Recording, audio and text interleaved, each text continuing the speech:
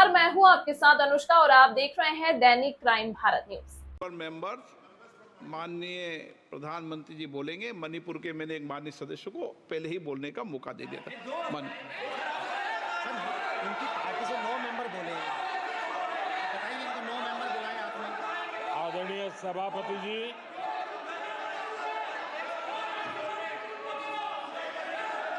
मैं राष्ट्रपति जी के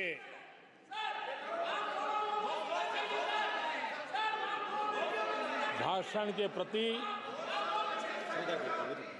आभार व्यक्त करने के लिए उपस्थित हुआ हूं। आदरणीय सभापति जी, हमारे आदरणीय राष्ट्रपति जी ने विकसित भारत के संकल्प को अपने प्रवचन में विस्तार दिया है। आदरणीय राष्ट्रपति महोदया ने अहम विषय उठाए हैं। आदरणीय राष्ट्रपति जी ने हम सबका और देश का मार्गदर्शन किया है। इसके लिए मैं राष्ट्रपति जी का हृदय से आभार व्यक्त करता हूं। आदरणीय सभापति जी, कल और आज कई माननीय सदस्यों ने राष्ट्रपति जी के अभिभाषण पर अपने विचार व्यक्त किए हैं। मैं विशेष करके जो पहली बार सांसद बनकर के हमारे बीच आए हैं और उनमें से कुछ आदरणीय साथियों ने अपने जो विचार व्यक्त किए, संसद के सभी नियमों का पालन करते हुए किए। उनका व्यवहार ऐसा था जैसे एक अनुभवी सांसद का होता है और इसलिए प्रथम बार आने के बावजूद भी उन्होंने सदन की गरिमा को बढ़ाया है और उन्होंने अपने विचारों से इस डिबेट को और अधिक मूल्यवान बनाया है। आदरणीय सभापति जी,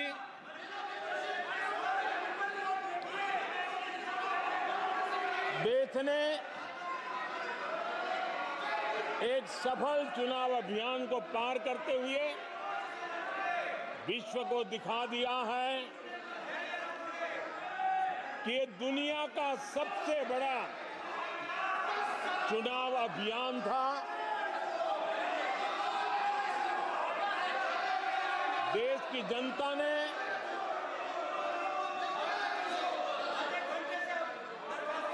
दुनिया के सबसे बड़े चुनाव अभियान में जनता ने हमें चुना है और आदरणीय सभापति जी, मैं कुछ लोगों की पीड़ा समझ सकता हूं कि लगातार झूठ चलाने के बावजूद भी उनका घोर पराजय हुआ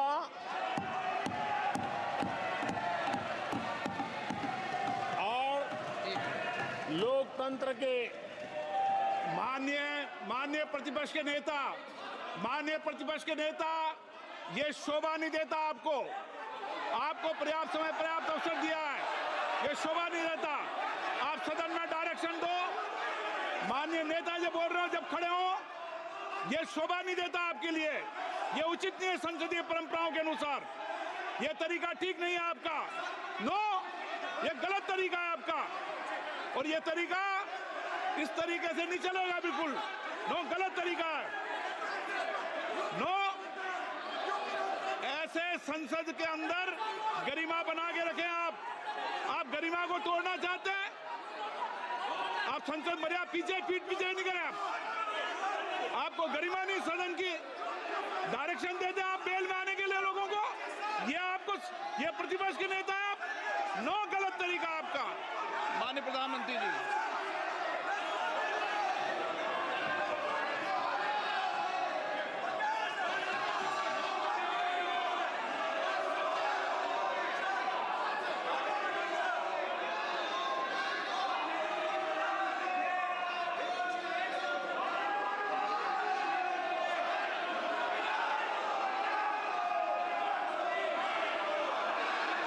सभापति जी,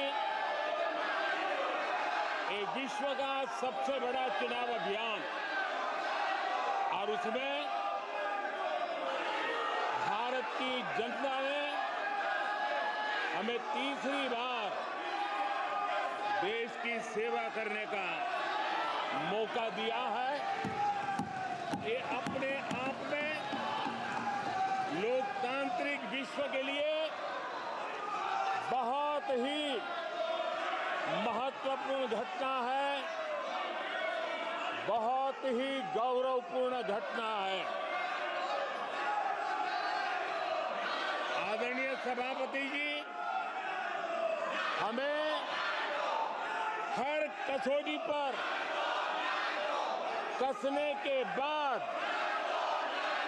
देश की जनता ने ये जनादेश दिया है।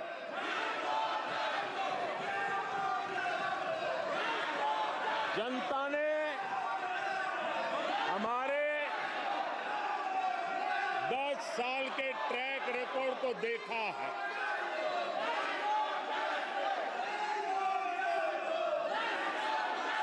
जनता ने देखा है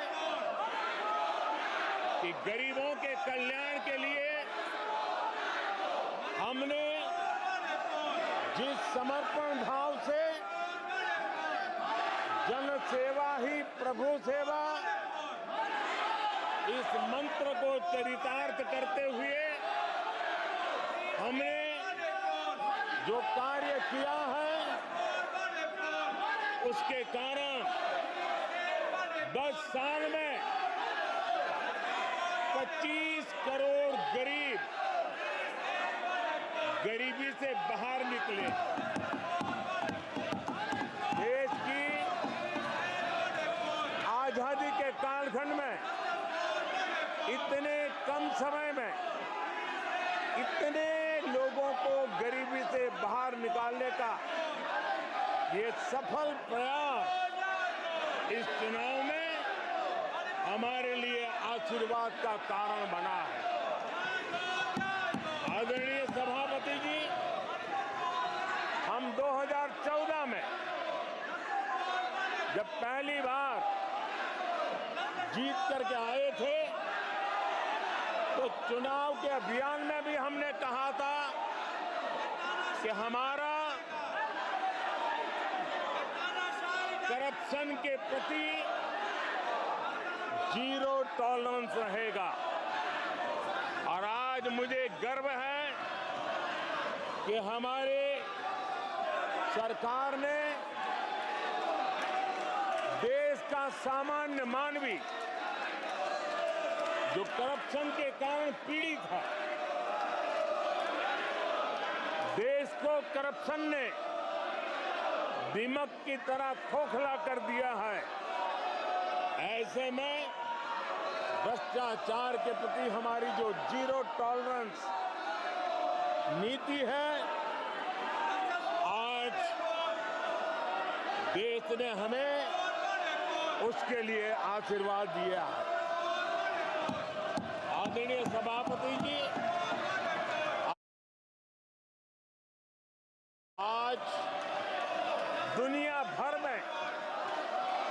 भारत की साख बढ़ी है। आज विश्व में भारत का गौरव हो रहा है और भारत के तरफ देखने का नजरिया भी एक गौरवपूर्ण नजरिया हर भारतवासी अनुभव करता है। आदरणीय सभापति जी, देश की जनता ने देखा है कि हमारा एकमात्र लक्ष्य नेशन फर्स्ट है, भारत सर्वप्रथम है। हमारे हर नीति, हमारे हर निर्णय, हमारे हर कार्य का एक ही तराजू रहा है कि भारत प्रथम, और भारत की इस प्रथम की भावना के साथ देश में जो आवश्यक रिफॉर्म थे, उस रिफॉर्म को भी हमने लगातार जारी रखा है। 10 वर्ष में हमारी सरकार सबका साथ, सबका विकास, इस मंत्र को लेकर के लगातार देश के सभी लोगों का कल्याण करने का प्रयास करती रही है। आदरणीय सभापति जी, हम उस सिद्धांतों को समर्पित है जिसमें भारत के संविधान के स्पिरिट के अनुसार सर्वपंथ संभाव, उस विचार को सर्वोपरि रखते हुए हमने देश की सेवा करने का प्रयास किया। आदरणीय सभापति जी, इस देश ने लंबे अरसे तक तुष्टीकरण की राजनीति भी देखी। इस देश ने लंबे अरसे तक तुष्टीकरण का गवर्नेंस का मॉडल भी देखा। देश ने पहली बार सेक्युलरिज्म का एक पूरा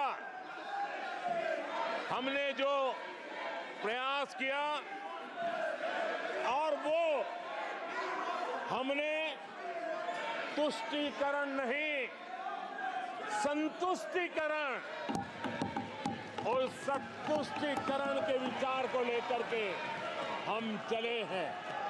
और जब हम संतुष्टीकरण की बात करते हैं तो इसका मतलब है कि हर योजना का सैचुरेशन, गवर्नेंस की आखिरी व्यक्ति तक पहुंचने की हमारी जो संकल्पना है, इसको परिपूर्ण करना। और जब हम सैचुरेशन के सिद्धांत को लेकर चलते हैं, तब सैचुरेशन सच्चे अर्थ में सामाजिक न्याय होता है। सैचुरेशन सच्चे अर्थ में सेक्युलरिज्म होता है, और उसी को देश की जनता ने हमें तीसरी बार बिठा करके मोहर लगा दी है। आदरणीय सभापति जी, अपीजमेंट ने इस देश को तबाह करके रखा है, और इसलिए हमने justice to all, appeasement to none, इस सिद्धांत को लेकर के हम चले हैं। आदरणीय सभापति जी, 10 साल के हमारे कार्य को देखने परखने के बाद भारत की जनता ने हमारा समर्थन किया है। आदरणीय सभापति जी, हमें फिर एक बार 140 करोड़ देशवासियों की सेवा करने का मौका मिला है। आदरणीय सभापति जी, इस चुनाव ने इस बात को सिद्ध किया है कि भारत की जनता कितनी परिपक्व है, भारत की जनता कितने विवेकपूर्ण रूप से और कितने उच्च आदर्शों को लेकर के अपने विवेक का सद्बुद्धि से उपयोग करती है, और उसी का नतीजा है कि आज तीसरी बार हम आपके सामने, देश की जनता के सामने नम्रतापूर्वक सेवा करने के लिए उपस्थित हुए हैं। आदरणीय सभापति जी, देश की जनता ने हमारी नीतियों को देखा है, हमारी नीयत, हमारी निष्ठा, उस पर देश की जनता ने भरोसा किया है। आदरणीय सभापति जी, इस चुनाव में हम जनता के बीच एक बड़े संकल्प के साथ देश की जनता के पास आशीर्वाद मांगने के लिए गए थे, और हमने आशीर्वाद मांगा था विकसित भारत के हमारे संकल्प के लिए। हमने विकसित भारत के निर्माण के लिए एक प्रतिबद्धता के साथ, एक शुभ निष्ठा के साथ, जन सामान्य का कल्याण करने के इरादे से हम गए थे। जनता ने विकसित भारत के संकल्प को चार चांद लगा करके हमें फिर से एक बार विजयी बना करके देश की जनता की सेवा करने का मौका दिया है। आदरणीय सभापति जी, जब देश विकसित होता है तब कोटि कोटि जनों के सपने पूरे होते हैं। देश जब विकसित होता है तब कोटि कोटि जनों के संकल्प सिद्ध होते हैं। आदरणीय सभापति जी, जब देश विकसित होता है तब आने वाली पीढ़ियों के लिए भी एक मजबूत नींव उनके सपनों को पूरा करने के लिए तैयार हो जाती है। आदरणीय सभापति जी, विकसित भारत का सीधा सीधा लाभ हमारे देश के नागरिकों की गरिमा, हमारे देश के नागरिकों के क्वालिटी ऑफ लाइफ में सुधार, ये स्वाभाविक हमें विकसित भारत होने से देश के कोटि कोटि जनों के भाग्य में आता है। आजादी के बाद मेरा देश का सामान्य नागरिक इन चीजों के लिए तरसता रहा है। आदरणीय सभापति जी, जब विकसित भारत होता है तब हमारे गांव की स्थिति, हमारे शहरों की स्थिति, उसमें भी बहुत बड़ा सुधार होता है।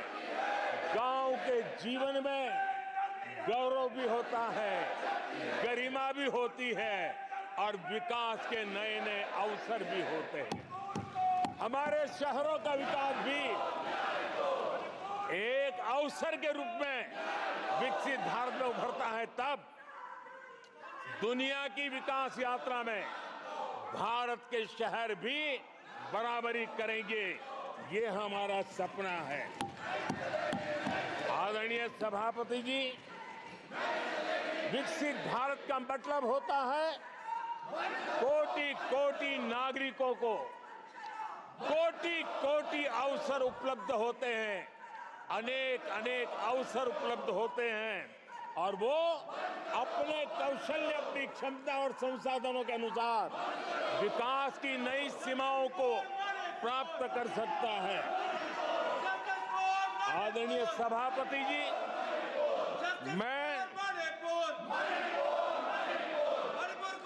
आदरणीय सभापति जी,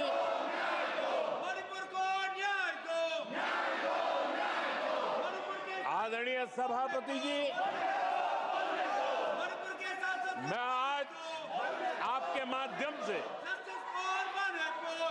देशवासियों को विश्वास दिलाता हूं,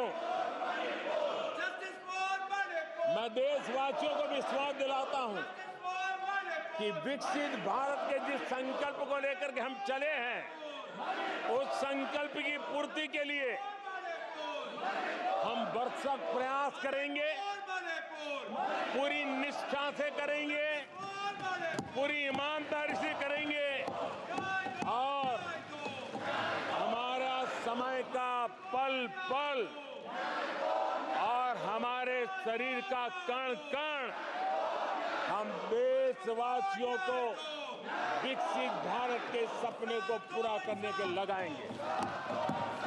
हमने देश की जनता को कहा था 24/7 फॉर 2047।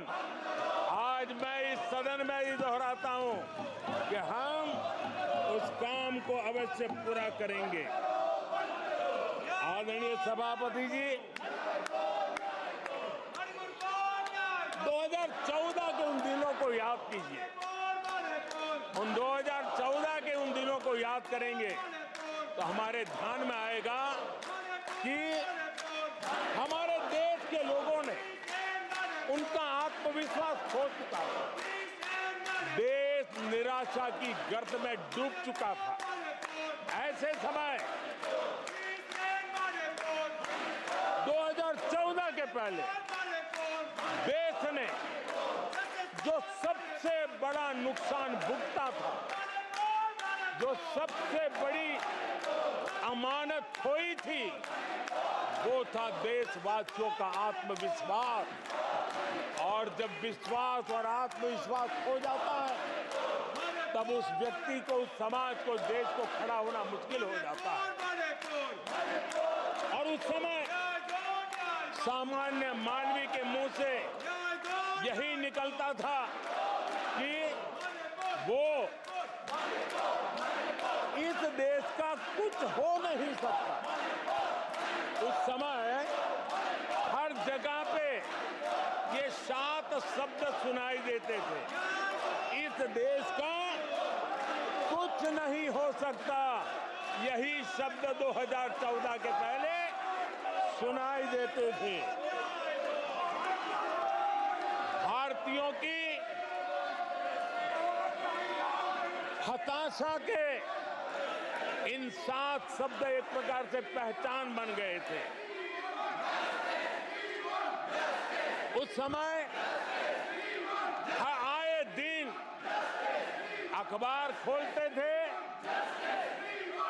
तो घोटालों की खबरें ही पढ़ने को मिलती थी और सैकड़ों करोड़ के घोटाले, रोज नए घोटाले, घोटालों से स्पर्धा, ये घोटालेबाज लोगों के घोटाले, इसी का एक कालखंड था।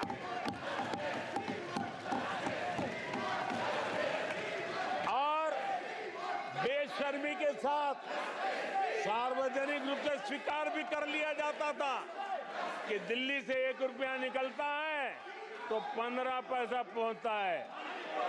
1 रुपये में 85 पैसे का घोटाला। इस घोटालों की दुनिया ने देश को निराशा की गर्त में डुबो दिया था। पॉलिसी पैरालिसिस था, फ्रेजाइल 5 में पहुंच चुके थे। भाई भतीजावाद इतना फैला हुआ था कि जिसके लिए सामान्य नौजवान तो आशा छोड़ चुका था कि अगर कोई सिफारिश करने वाला नहीं है तो जिंदगी अटक जाएगी। ये स्थिति पैदा हुई थी। गरीब को घर लेना हो, हजारों रुपए की रिश्वत देनी पड़ती थी। आदरणीय सभापति जी, अरे गैस के कनेक्शन के लिए मेंबर पार्लियामेंट के यहाँ, सांसदों के यहाँ अच्छों को चक्कर काटने पड़ते थे और वो भी बिना कट के लिए गैस के कनेक्शन नहीं मिलते थे। आदरणीय सभापति जी, मुफ्त राशन भी पता नहीं कब बाजार में दुकान पर बोर्ड लटक जाए, हक का राशन नहीं मिलता था, उसके लिए भी रिश्वत देनी पड़ती थी। और हमारे ज्यादातर भारतीय भाई बहन इतने निराश हो चुके थे कि वो अपने भाग्य को दोष दे करके, अपने नसीब को दोष दे करके जिंदगी काटने के लिए मजबूर हो जाते थे। आदरणीय सभापति जी, वो एक वक्त था 2014 के पहले, जब वो 7 शब्द हिंदुस्तान के जनमन में स्थिर हो चुके थे, निराशा की गर्त में डूबा हुआ समाज था। तब देश की जनता ने हमें सेवा करने के लिए चुना और वो पल देश के परिवर्तित युग का प्रारंभ हो चुका था। और 10 साल में मैं कहूंगा मेरी सरकार की अनेक सफलताएं हैं, अनेक सिद्धियां हैं, लेकिन एक सिद्धि जिसने हर सिद्धियों में भी जोर भर दिया, ताकत भर दी, वो थी देश निराशा की गर्त में से निकल करके आशा और विश्वास के साथ खड़ा हो गया। देश में आत्मविश्वास बुलंदी पर पहुंचा और उसके कारण वो सब वक्त का जो शब्द थे देश की युवा पीढ़ी की डिक्शनरी से निकलने लगे। धीरे धीरे देश के मन में स्थिर हो गया। जो 2014 से पहले कहते थे कुछ नहीं हो सकता, वो कहने लगे तब इस देश में सब कुछ हो सकता है, इस देश में सब कुछ संभव है। ये विश्वास जताने का काम किया हमने। तमाम महत्वपूर्ण खबरों के लिए देखते रहिए दैनिक क्राइम भारत।